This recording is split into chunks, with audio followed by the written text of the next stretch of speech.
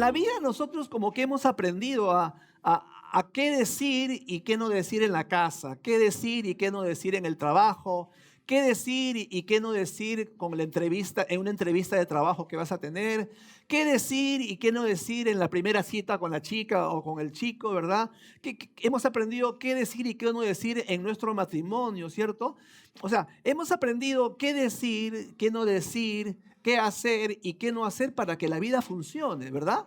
Porque yo no puedo decir o hacer lo que yo quiero o lo que a mí me parece porque voy a empezar a tener problemas con ustedes y en general en el trabajo, en la casa, en la escuela, en la universidad, en la calle y en todo lugar donde me encuentro. Ahora, de pronto también esto no es no verdad, ¿cierto? Que tú has dicho algo y tú dices, uy, perdón. ¿Cuántos han dicho una vez eso? Sí, en ese momento. Ahora, quiero que me contesten, vamos a hacer un poco interactiva esta reunión en la iglesia. ¿Cuántos han dicho, uy, perdón, me equivoqué? A ver, levanten la mano. Ahora sí, me están respondiendo, nos estamos entendiendo. Entonces, uy, y luego dice, uy, perdón, no sé de dónde salió eso. ¿Cierto o no? Perdón, no sé por qué dije eso, no sé de dónde salió eso. Y a raíz de lo que decimos, nuestra relación fracasa. A raíz de lo que hacemos, la relación con el esposo, con la esposa, con los hijos fracasa, te botan del trabajo, pierdes amigos. ¿Por qué? Porque decimos, uy, perdón. Pero ese uy, perdón lo tenemos como un patrón en la vida. Todos hemos aprendido a desarrollar un filtro para, valga la redundancia, filtrar nuestras palabras, filtrar nuestro comportamiento, filtrar las cosas para que la vida funcione en general. ¿Por qué? Porque si no tenemos filtro, vamos a chocar con las personas, nos va a ir mal con las personas que tenemos a nuestro alrededor. Y desde temprana edad aprendemos o nos enseñan a lo que se conoce como monitorear el comportamiento. Y somos expertos, muchos más que otros, a monitorear el comportamiento. Pero ¿saben qué? Nos hemos dado cuenta, los estudiosos se han dado cuenta de que no es suficiente aprender a monitorear el comportamiento. ¿Por qué? Porque ese filtro que tenemos que nos conlleva decir, mejor dicho, hay veces pasa ese filtro y decimos, uy, me equivoqué. Porque por lo general somos todo chévere, todo nice, todo lindo y todo bacán, ¿cierto? En nuestra forma de actuar. Pero de vez en cuando, uy, como el chapulín colorado, se me chispoteó, ¿cierto? Pero lo dijiste. Y si lo dijiste es porque está dentro, en un área más profunda. Entonces lo que vamos a aprender en estas semanas no es a monitorear el comportamiento, sino a aprender a monitorear algo que está más adentro. Que justamente lo menciona en Mateo 15. Mira lo que dice en el versículo 18. Mateo 15, 18, la primera parte dice lo siguiente: pero lo que sale de la boca, dice, ¿de dónde sale? Del corazón sale. En otras palabras, tus palabras son un eco de lo que hay en tu corazón. Tus palabras son un eco de lo que existe en el corazón. Y entonces cuando nosotros decimos, uy, lo siento, sorry, no sé de dónde salió eso. Jesús te dice, yo sí sé. Uy, sorry, no sé por qué lo dije. Jesús dice, yo sí sé. Y acá justamente la palabra lo está diciendo, ¿verdad? De vez en cuando va a penetrar ese filtro, porque filtramos nuestro comportamiento, ¿verdad? Para ser chévere y buena gente y decir cosas lindas y apropiadas en el momento oportuno. Pero hay veces ese filtro no es suficiente, vale la redundancia, para filtrar algunas actitudes, algunas acciones y algunas palabras, y ahí tenemos problemas. Y eventualmente entonces lo que ocurre, y justamente he tenido, ¿no? Evocando Halloween, de pronto nos convertimos en esto de acá.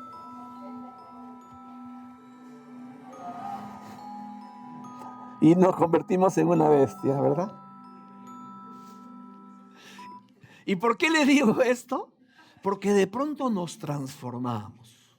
Y de pronto tenemos un exabrupto y de pronto decimos lo que nadie pensó que íbamos a decir y después de un rato estamos normal, como si nada hubiese pasado. Y decimos, perdón, no sé de dónde salió eso. Y Jesús dice, yo sí sé. Mateo 15, 18 y 19, Jesús lo profundiza más todavía. Y dice lo siguiente, miren, pero las palabras que ustedes dicen provienen de ¿dónde dice? Del corazón.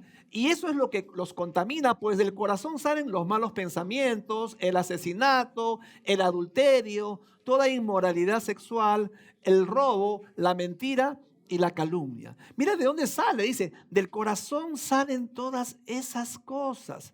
O sea, todas aquellas cosas que decimos o hacemos, ¿no? Uy, perdón, no sé por qué dije eso. Uy, perdón, no sé por qué lo hice. Te prometo que no lo voy a volver a decir. Te prometo que no lo voy a volver a hacer otra vez.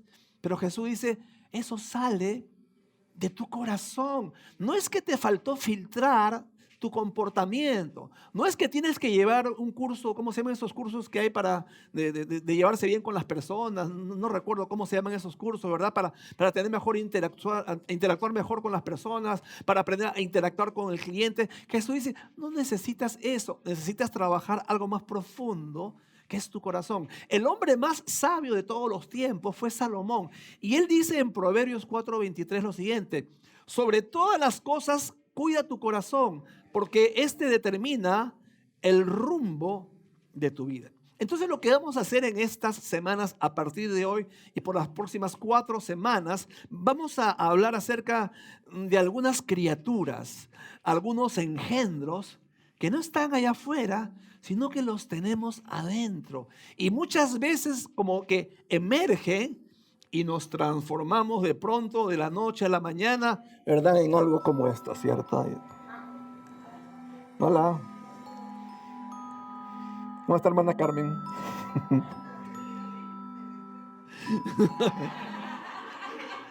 Un aplauso para la hermana Carmen. Esa fue la respuesta más apropiada, te reprendo. Muy bien. Pero eso es lo que pasa. O sea, ¿qué pasa cuando hay situaciones en la vida que nos transforman, que no las esperamos y los demás también se sorprenden? Entonces vamos a referirnos a todas estas enseñanzas en estas semanas vamos a referirnos como alguien que tiene una deuda. ¿Ok? Y vamos a ver, de pronto, imagínate, ¿no? Alguien te tiene una deuda y hablan del clima, hablan de la economía, hablan del cine, hablan de que Perú le ganó a Brasil, hablan de un montón de cosas, pero no hablan de la deuda. Y ambas partes saben que existe la deuda, pero el deudor no te dice nada. Y tú estás esperando que te diga, mañana te pago, mira acá una cuenta. Entonces vamos a referirnos a estos temas como una especie de deuda. Y en esta mañana, la primera bestia de la cual vamos a hablar es la culpa. ¿Ok? La culpa. Hay muchas personas que tienen culpa, ¿ok? Pero no la saben reconocer.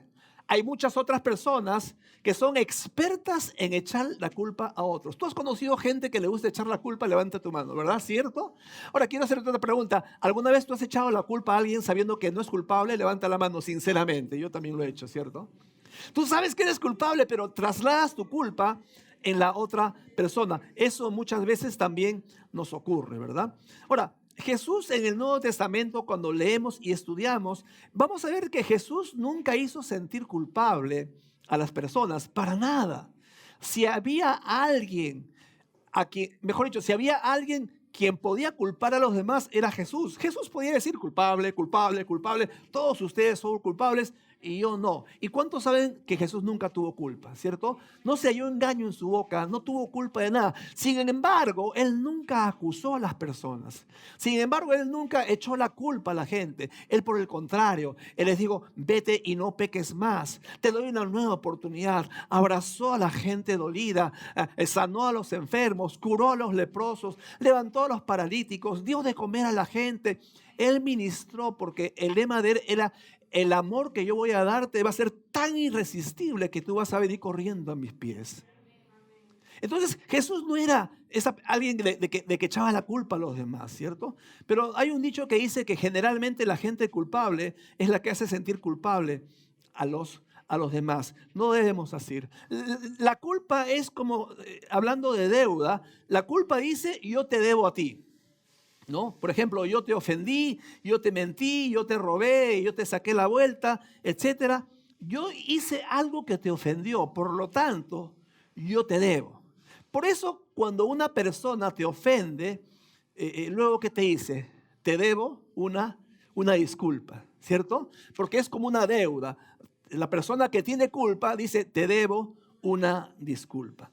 Entonces algo dentro de esa persona dice: te hice daño, te ofendí, te engañé, siento que te debo algo. ¿Por qué? Porque existe una relación de deudor entre el ofensor y la otra parte, ¿no? Por eso lo que algunas personas también dicen, permíteme resarcirme contigo, ¿verdad? ¿Por qué? Porque sienten que están en deuda por lo que han hecho, ¿cierto? La culpa es como un peso o una carga que llevamos dentro de nosotros. Y hay gente que lleva por mucho tiempo una mochila muy grande, ¿verdad? De peso. No sé, ¿cuántos de ustedes han visto ahí por el mercado central esos hombres que cargan un montón de peso en la espalda ahí y tú tratas de cargarlo a ver si puedes? No puedes, ¿cierto? Pero están acostumbrados a llevar un gran peso. Pero mucha gente en la vida lleva peso y lleva mucha carga, ¿saben qué? Producto de la culpa. Y puede pasar una semana, puede pasar un mes y pueden pasar incluso años. Pero ¿saben cuál es el problema?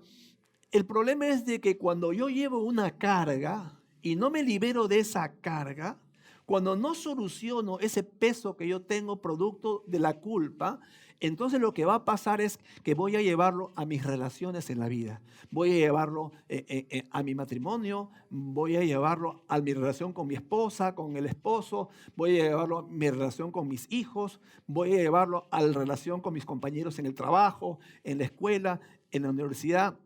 O sea, en todo lado donde tenemos relaciones con las personas, vamos a llevar con nosotros esa carga, ese peso excesivo producto de la culpa. Esa carga la llevas a todo lugar donde vas. ¿Y saben qué es lo peor? Que tú no lo notas, pero las demás personas lo notan. Porque nosotros no lo vemos. No, o sea, no es visible a nosotros mismos, pero las demás personas lo pueden reconocer. Y es por eso lo que algunas personas dicen, oye, ¿qué tiene él? Ah? Oye, ¿qué tiene tu marido? Ah? Oye, ¿qué tiene tu esposa? Oye, en el trabajo empiezan a comenzar, oye, ¿y ese jefe qué es lo que está pasando? ¿Verdad? Es medio raro, medio salvaje, medio temperamental. Y es ahí nuevamente, ¿verdad? Cuando viene la persona y se convierte en una bestia, ¿verdad? Y esta persona que se convierte en una bestia, no importa lo que le digan, ¿verdad? Y empieza y no me digan nada, y yo soy así, y yo no voy a cambiar, y bla, bla, bla, ¿cierto? ¿Por qué? Porque como que lo controla esa máscara. ¿Cuántos de ustedes vieron esa película La Máscara hace años, verdad? Que era media cómica de pronto, pero como que la máscara dominaba, ¿verdad? A ese actor. Y hay veces también, hermanos, estas cosas nos empiezan a dominar. De pronto uno dice, es que así soy yo. No, tú eres así, pero te conviertes así. Tú eres así, pero te conviertes así. O sea, cuando tú dices yo soy así, significa que tú eres así. La pregunta es, ¿tú eres así? Tú no eres así. Te has convertido en alguien que ni tú mismo te aguantas, que ni tú mismo te soportas. Y en este caso, esta bestia llamada la culpa, que viene desde adentro de nosotros, está dominando a muchas personas. ¿Sabes qué podemos encontrar detrás de la culpa? Una palabra llamada ira. Una palabra llamada ira. ¿Y sabes contra quién tienes ira? Contra ti mismo, contra ti misma. ¡Qué tonto soy! ¡Qué tonta soy! ¿Por qué cedí a esa tentación? ¿Por qué hice esto? ¿Por qué hice aquello? ¿Por qué mentí? ¿Por qué engañé? ¿Por qué robé? Prometí que nunca más lo haría y otra vez lo he hecho. Qué tonto que soy. ¿Cómo les fallé a mis hijos luego que les prometí? ¿Cómo le fallé a mi esposa, a mi esposo luego que les prometí? Y empezamos a hurgar en esa culpa y empezamos a culparnos y empezamos a sentirnos miserables, empezamos a sentirnos con baja autoestima y muchas cosas porque no eres el padre que dijiste que serías, porque no eres el esposo que dijiste que serías, porque no eres la esposa que dijiste que serías, porque no eres el hijo, el trabajador, el jefe que dijiste que serías y estás molesto contigo mismo producto de esa ira. ¿Y saben qué? Es casi imposible complacer a un hombre, a una mujer que está cargando con culpa. ¿Sabes por qué? Porque debido a que yo tengo culpa, yo no me puedo sentir realizado. Por lo tanto, no voy a permitir que tú te sientas realizado. Por la culpa que yo cargo y la ira que viene detrás de eso, Yo no me siento feliz y no voy a permitir que tú te sientas feliz. Ahora, esto no es algo objetivo o que está, mejor dicho, en lo consciente, sino viene en lo subconsciente. Sin darse cuenta, esa persona empieza a obrar en esta manera. Hay dos cosas que tú puedes hacer con la culpa, debido a que es como una deuda. Número uno, tú puedes pagar esa deuda, ¿ok? O sea, buscar a la persona que le robaste, a la persona que ofendiste, buscar a aquella persona, ¿verdad? Que como que tú quieres devolverle aquello que tú le quitaste. Pero yo te pregunto en esta mañana, ¿cómo puedes devolver una reputación que le quitaste? ¿Cómo tú puedes devolverle ese sufrimiento que tú le causaste a tu esposa, a tu esposo? ¿Cómo puedes devolver el tiempo que no estuviste con tus hijos? ¿Cómo puedes devolver cosas que son intangibles? No se puede devolver, ¿cierto? Entonces, número uno, yo devuelvo aquello que tomé de la otra persona, lo cual es casi imposible. O, número dos, pedirle a la persona de la que tomaste que cancele tu deuda. Ahora, ambas cosas requieren de una palabra clave que nos es difícil a nosotros pronunciar. Esa palabra se llama confesión. Confesión. La confesión rompe el poder de la culpa. La confesión es como esa luz que penetra en esa oscuridad donde esa bestia llamada la culpa está alojada. Y esa es la forma en la que esa bestia empieza a desmoronarse de adentro. Aquella persona con culpa necesita desesperadamente perdonarse a sí mismo, perdonarse a sí misma. Ahora, ¿qué cosa dice la Biblia al respecto? Vamos a ver la palabra, varios versículos que nos van a ayudar a poder entender un poquito más y luego vamos a terminar la enseñanza. Mira lo que dice en Números el capítulo 5, versículos 5 al 7, dice lo siguiente. Así que el Señor le dijo a Moisés, da al pueblo de Israel las siguientes instrucciones. Si alguien del pueblo, sea hombre o mujer, traiciona al Señor al hacerle mal a otra persona, esta persona es culpable. Deberá confesar su pecado, restituir completamente el daño hecho, más un 20% adicional y darlo a la persona que perjudicó. ¿Ok?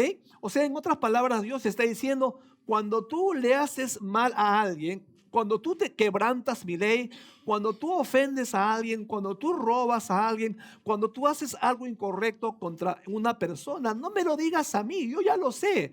¿Cuántos saben que Dios sabe? ¿Cierto? Dios sabe. Entonces Dios dice, no me lo digas a mí, yo ya lo sé. Confiésalo a la persona que heriste. Confiésalo a la persona a la cual tú agraviaste aquella circunstancia. Y dice, y restitúyele un 20%, dice la palabra.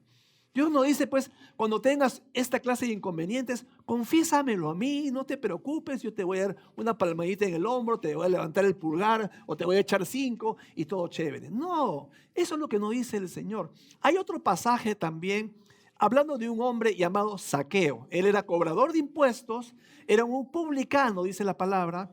Los recaudadores de impuestos en la época de Jesús y desde antes se llenaban de dinero tremendamente.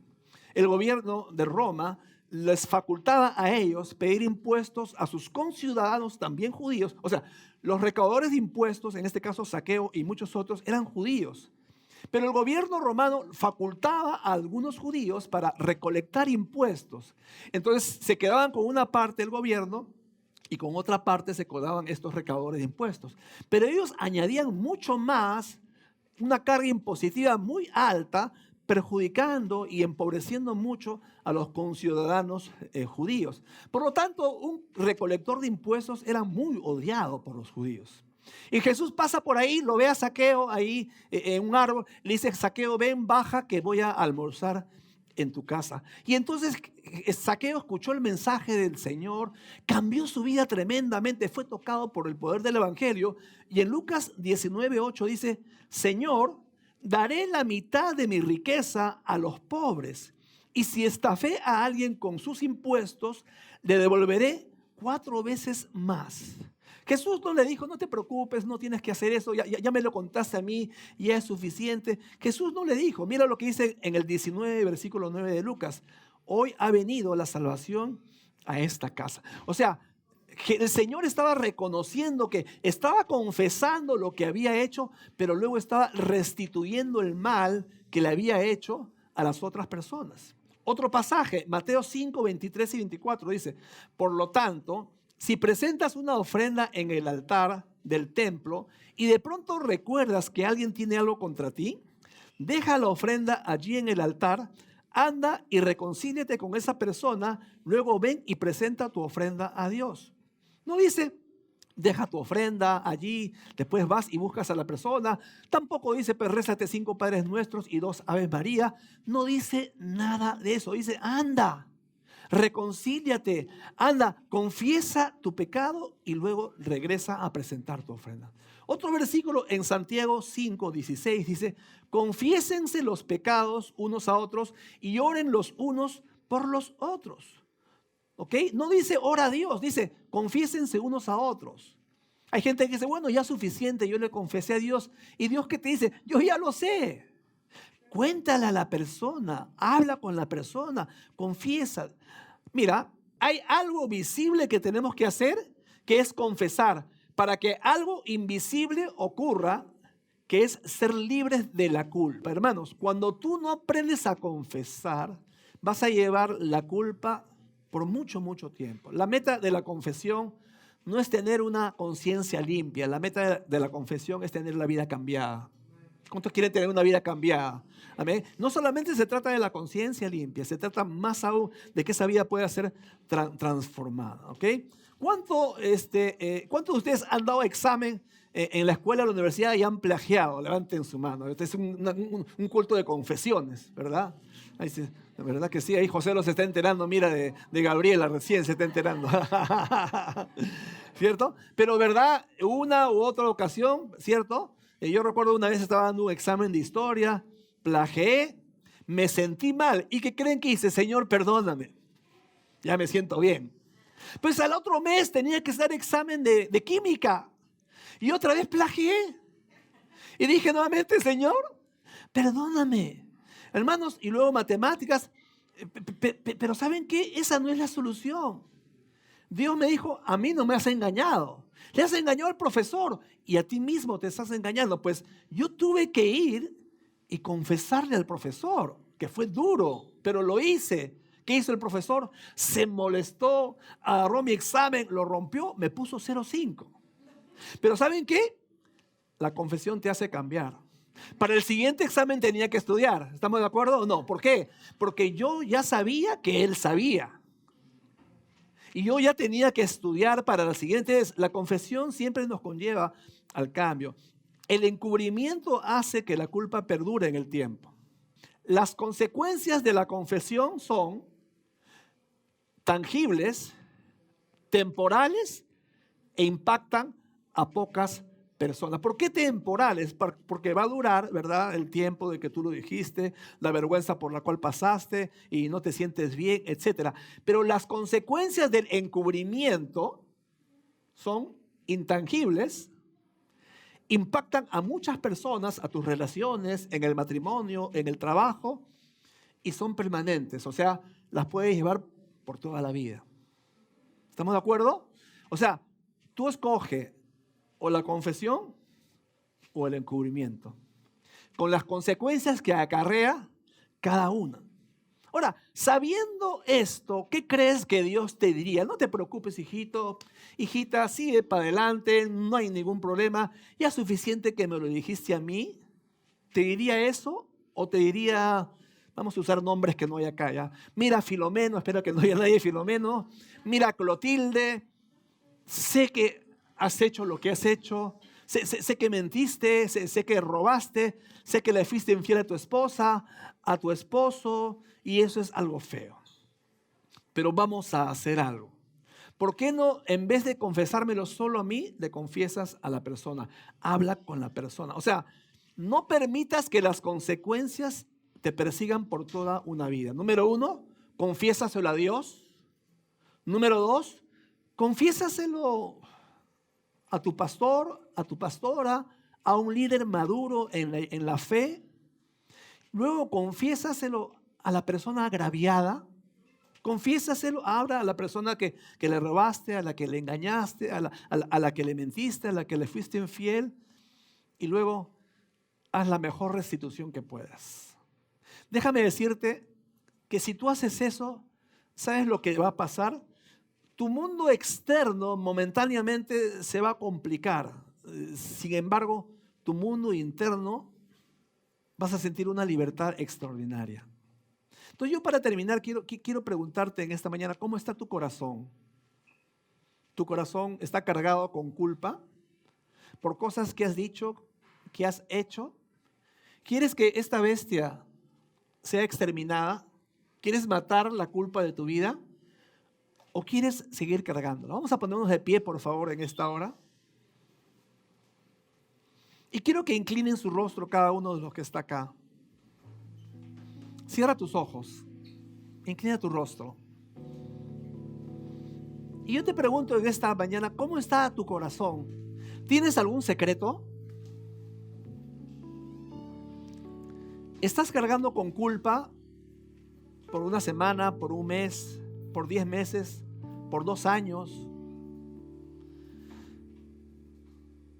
¿Estás dispuesto a complicar tu vida momentáneamente por medio de la confesión, pero ser libre de la culpa? ¿O prefieres seguir encubriendo la situación y perpetuar en el tiempo, perjudicando tus relaciones en el largo plazo? Yo creo que depende de cada uno de los que estamos acá. ¿Estás dispuesto a creerle a Dios sabiendo que Él va a honrarte si tú lo confiesas? Hermanos, la confesión es la garantía de ser libres. La confesión rompe el poder de la culpa en tu vida. Y yo no sé cuánta culpa tengas, porque yo no soy juez. Dios es el juez. Pero en esta mañana Dios te quiere dar la oportunidad a que tú le pidas perdón al Señor en primer lugar, y que eventualmente en el tiempo de Dios tú puedas buscar a aquella persona, a esa persona agraviada, y pedirle perdón por lo que hiciste con esa persona. Tú dirás, pero pastor, si le digo, se va a sentir mal, la voy a herir, lo voy a herir si le cuento. No, cuando tú hiciste eso, ese día tú le heriste, no cuando lo confesaste. Cuando tú lo hiciste, ese día esa persona fue herida. Cuando tú lo dijiste, esa persona ese día fue herida. Y si tú estás llevando culpa, yo te pido que seas libre en el nombre del Señor en esta mañana. Por el poder que existe en el nombre del Señor, porque Él es el único que puede quitar la culpa de tu corazón. Confiésasela a Dios, número 1. Confiésasela a una persona con autoridad espiritual para que te ayude, para que te oriente. No le confieses a tu amigo en el barrio, a tu jefe en el trabajo, no, porque de pronto no van a tener la mejor óptica para aconsejarte. 3, confiésaselo a la persona agraviada. Y 4, restituye. Y Dios te va a dar las palabras. Tú dirás, es que no encuentro la forma, no encuentro las palabras. Dios te va a dar las palabras. Dios te va a dar la forma de hacerlo. ¿Y cuándo hacerlo? Ha habido ocasiones en las que yo he tenido que guiar a la persona que quería confesar algo, a alguien que había agraviado, y hemos tenido que seguir todo un proceso. Yo monitoreando a esa persona, lógicamente, y luego de que hemos estado monitoreando, esta persona ha ido, ha confesado al agraviado, a la agraviada, y ha habido una libertad extraordinaria, y la persona agraviada lo ha perdonado, y Dios ha restaurado matrimonios, Dios ha restaurado relaciones de una manera extraordinaria, porque la confesión, hermanos, no solamente te trae libertad, pero es la única que restaura las relaciones. Y si tú tienes culpa en tu corazón, en esta mañana sé libre, confesándolo a Dios, número 1. Padre, en el nombre de Jesús, en esta mañana venimos ante ti, Señor, y te damos gracias porque podemos aprender, Señor Santo, de lo que la culpa puede causar en nuestras vidas. Te pedimos, Señor, que tú nos ayudes y nos permitas, Padre Celestial, tener un espíritu que aprende, un espíritu sensible, un corazón de niño para recibir esta palabra y para que la culpa no nos embargue, Señor, para que no seamos encubridores, sino que seamos personas que confesamos, Señor. Y aunque pueda ser difícil, y aunque pueda ser duro, pero danos el valor, Padre amado, y que podamos vivir vidas, Señor, en confesión, Padre, delante de ti y delante de las personas, Señor. Libera esa carga y ese peso de los corazones, Señor, en esta mañana, en las personas, Señor, en el nombre de Jesús.